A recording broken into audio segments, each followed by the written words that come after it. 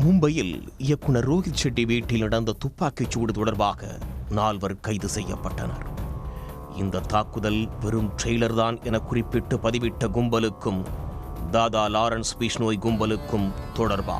சூர்யாவின் சிங்கம் படத்தின் ரீமேக் மூலம் அஜய் தேவ்கனை ஹிந்தியில் ஒரு பெரிய போலீஸ் அதிகாரியாக உருவாக்கியவர்தான் இயக்குனர் ரோஹித் ஷெட்டி. பாலிவுட்டில் பிரபலமான இயக்குனர்களின் பட்டியலில் டாப் 10 இடங்களில் இருக்கும் இவரது படங்கள் பெரும் வரவேற்பு பெறுவதோடு வசூல் ரீதியாகவும் ஹிட் அடிக்கும். குறிப்பாக இவர் இயக்கிய கோல்மால் சீரிஸ் பாலிவுட்டின் மிகவும் வெற்றிகரமான காமெடி திரைப்பட தொடர்களாகும். மேலும் ஷாருக் கான் மற்றும் தீபிகா படுகோன் நடித்த சென்னை எக்ஸ்பிரஸ் படத்தை இயக்கியதும் இவர்தான். இந்த படம் வசூலில் மிகப்பெரிய சாதனையை படைத்தது. அக்ஷய் குமார் நடிப்பில் உருவான சூரியவன்ஷி திரைப்படம் இவரது திரை பயணத்தில் ஒரு முக்கியமான படமாகும். இது மட்டுமில்லாமல் ரன்வீர் சிங் நடிப்பில் வெளியான சிம்பா திரைப்படமும் இயக்குனர் ரோஹித் ஷெட்டிக்கு பெயர் வாங்கி தந்தது. இவரது படங்கள் பெரும்பாலும் கார்கள் காற்றில் பறக்கும் சண்டை காட்சிகளுக்காகவும் குடும்பங்கள் கொண்டாடும் நகைச்சுவைக்காகவும் இருப்பதால் இவருக்கு ரசிகர்கள் அதிகம். பாலிவுட்டில் முன்னணி ஹீரோக்களை வைத்து படங்கள் எடுத்த இவரின் வீட்டின் முன்பாக துப்பாக்கிச் சூடு நடத்தப்பட்ட சம்பவம் பரபரப்பை ஏற்படுத்தியுள்ளது.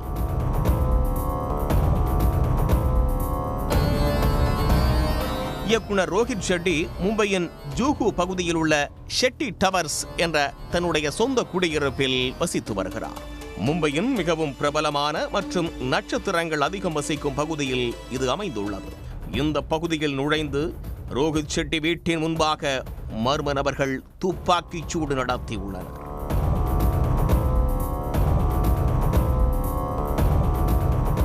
பத்தடுக்கு மாடி வீட்டில் ரோஹித் ஷெட்டியின் வீடு உள்ளது. இதன் முதல் 2 தளங்களில் ரோஹித் ஷெட்டியின் அலுவலகம் இயங்கி வருகிறது.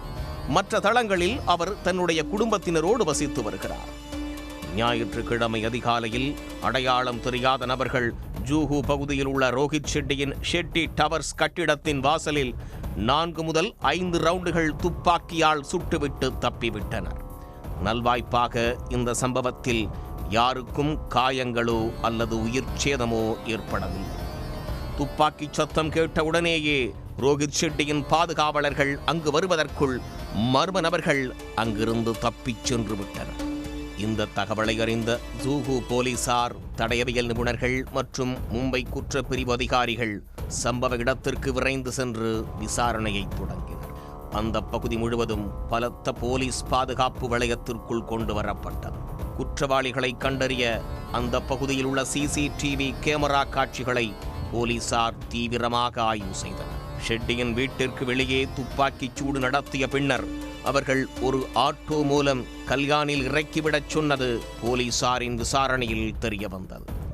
ஆனால் ஜூஹு அருகிலுள்ள ஒரு இடத்தில் மட்டுமே இறக்கிவிட முடியும் என கூறி அங்கேயே இறக்கிவிட்டுள்ளார்.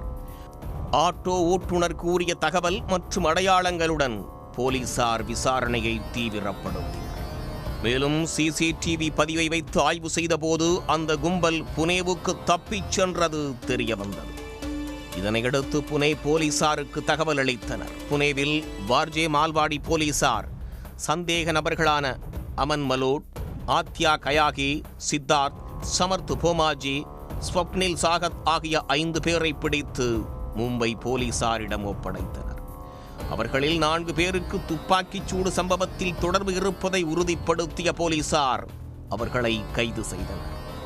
துப்பாக்கிச் சூடு நடந்த சில மணி நேரங்களுக்கு பிறகு சுபம் லோங்கர் என்பவர் இந்த தாக்குதலுக்கு பின்னணியில் இருப்பதாக கூறும் ஒரு பதிவு சமூக ஊடகங்களில் வெளிவந்தது. அதில் தங்கள் வேலையில் தலையிட வேண்டாம் என்று அவருக்கு பலமுறை செய்தி அனுப்பியதாகவும் ஆனால் அவருக்கு புரியவில்லை என்றும் கூறப்பட்டுள்ளது. இந்த தாக்குதலை வெறும் ட்ரெய்லர் என்றும் அவர் கேட்கவில்லை என்றால் அடுத்த தோட்டாக்கள் அவரது வீட்டிற்கு வெளியே இருக்காது, அவரது படுக்கை அறைக்குள் இருக்கும் என்றும் எச்சரித்துள்ளார்.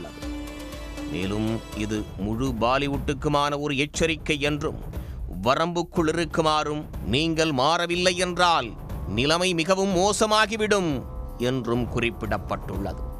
தாங்கள் எச்சரித்தவர்கள் தங்களை சரி செய்து கொள்ள இன்னும் நேரம் இருக்கிறது என்றும் அப்படி மாறாவிட்டால் அவர்கள் எங்கும் ஒளிந்து கொள்ள இடம் இருக்காது, தங்கள் துப்பாக்கி தோட்டாக்களுக்கு இரையாகி விடுவார்கள் என்றும் எச்சரித்துள்ளனர்.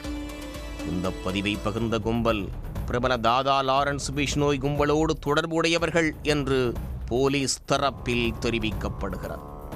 இதற்கிடையே கைதானவர்கள் யாருக்கும் இயக்குனர் ரோஹித் ஷெட்டி வீட்டில் நடந்த துப்பாக்கிச் சூட்டில் தொடர்பு இல்லை என்று அவர்களது தரப்பு வழக்கறிஞர்கள் தெரிவித்துள்ளனர். மேலும் அவர்களுக்கு லாரன்ஸ் பிஷ்னோய் கும்பலோடும் எந்த தொடர்பும் இல்லை என்றும் தெரிவித்துள்ளனர். உடனுக்குடன் செய்திகளை தெரிந்து கொள்ள சன் நியூஸ் பெல் ஐகானை கிளிக் பண்ணுங்க.